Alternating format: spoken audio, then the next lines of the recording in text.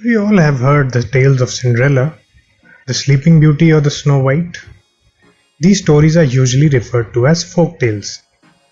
Ballads are poems or songs which narrate similar folk stories in short stanzas, generally of 4 lines. Today, we'll learn about one such ballad written by Phoebe Cary, titled A Legend of the Northland. Hi, how have you been? Have you seen any of my other videos? Please do check them out after this one. Let's begin. Phoebe Cary was an American poetess and the younger sister of poetess Alice Cary. The sisters co-published poems in 1849 and then each went on to publish volumes of their own. After their deaths in 1871, joint collections of the sisters' unpublished poems were also compiled. So, when referring to the title of this poem, legend refers to a historical story that is very old and has been told from generation to generation. Northland does not refer to an exact place, but some place somewhere around the North Pole. Stanzas 1 and 2. Away, away in the Northland, where the hours of the day are few, and the nights are so long in winter that they cannot sleep them through. Where they harness the swift reindeer to the sledges when it snows, and the children look like bear's cubs in their funny furry clothes. So, due to the less amount of sunlight that reaches near the North Pole, the days are shorter and the nights are longer. This is even more severe in the winter season when the nights last very long, in some places for even more than 24 hours. This sort of a phenomenon is called the polar night. This is what the poet seems to be talking about. The nights are so long that the people who live there, called they in the poem, cannot get past the nights by sleeping through them. They go to sleep at night, and when they wake up, it still is night. So, the reindeer is also mostly found in such snowy and mountainous regions, and is harnessed, meaning used to pull the sledges in the snow. The poet says that the children look like bear cubs because they are wrapped in furry clothes to protect them from the cold. Stanzas 3 and 4.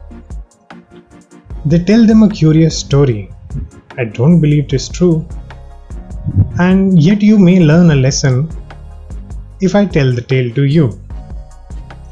Once, when the good Saint Peter lived in the world below and walked about it preaching, just as he did, They refers to the elders and them to the children in these lines. The elders tell a story to the children which the poet does not believe is true, but she's telling us the story because she thinks that maybe we can learn an important lesson from it.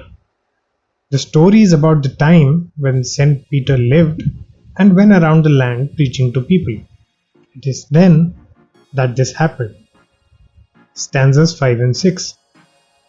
He came to the door of a cottage, in travelling around the earth, where a little woman was making cakes and baking them on the hearth.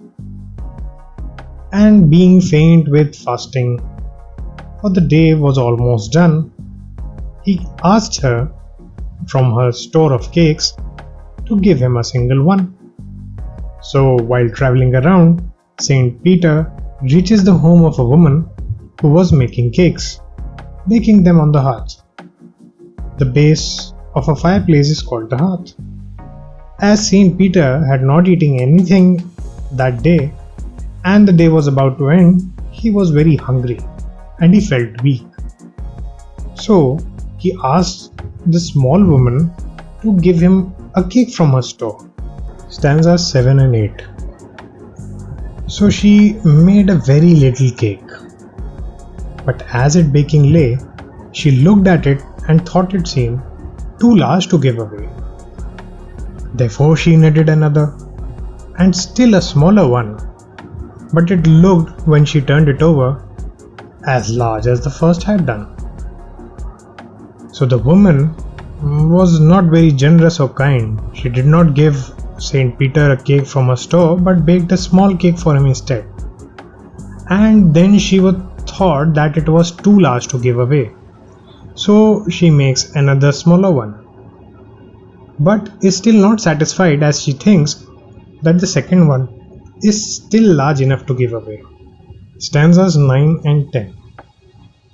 Then she took a tiny scrap of dough and rolled it flat and baked it thin as a wafer, but she couldn't part with that, for she said, "My cakes that seem too small when I eat them myself are yet too large to give away." So she put them on the shelf. So the woman rolls an even tinier size of dough and keeps rolling it till it becomes a very thin wafer, and then she bakes it. But then she is unable to give even that to the saint and thinks that the cakes that she is baking seem too small when she eats them herself, but they seem too big when she is giving them away. The poet is pointing towards the excessive greed of the little woman. Stanzas 11 and 12. Then good Saint Peter grew angry, for he was hungry and faint. And surely such a woman was enough to provoke a saint. And he said, "You are far too selfish to dwell in human form, to have both food and shelter and fire to keep you warm." Her greediness angers the saint. He is roaming around all day preaching to people about how they should be gentle and kind to others, and here's this woman who lacks even a speck of generosity. He angrily scolds the selfish woman that in spite of having the comforts in life which many do not have, a warm shelter, sufficient food to eat, she is not ready to share anything with others. No human should be so selfish, the saint says. Stanzas 13 and 14. Now you shall build as the birds do, and shall get your scanty food by boring and boring and boring all day in the hard dry wood. Then she went through the chimney, never speaking a word, and out of the top flew a woodpecker, for she had changed into a bird. The saint curses the woman that from now on she will have to live her life as a bird.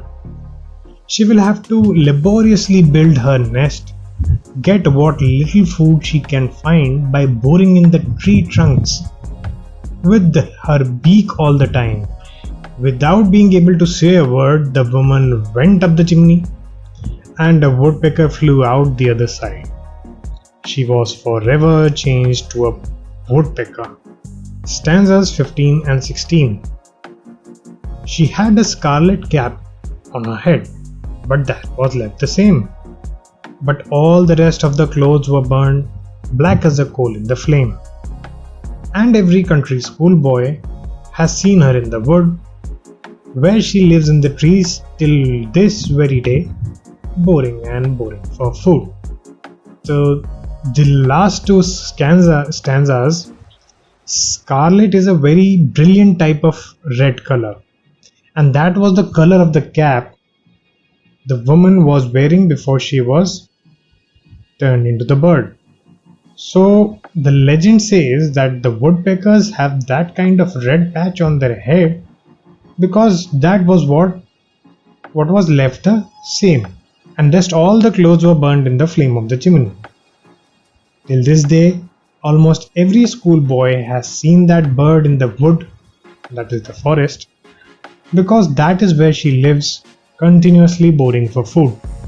So when the boys ask the elders about the bird, they are told the legend of the woman and Saint Peter, and they learn the lesson of not being greedy and selfish in life.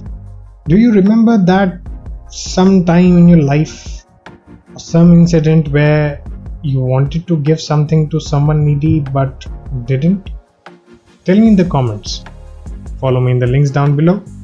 That's Researcher signing off.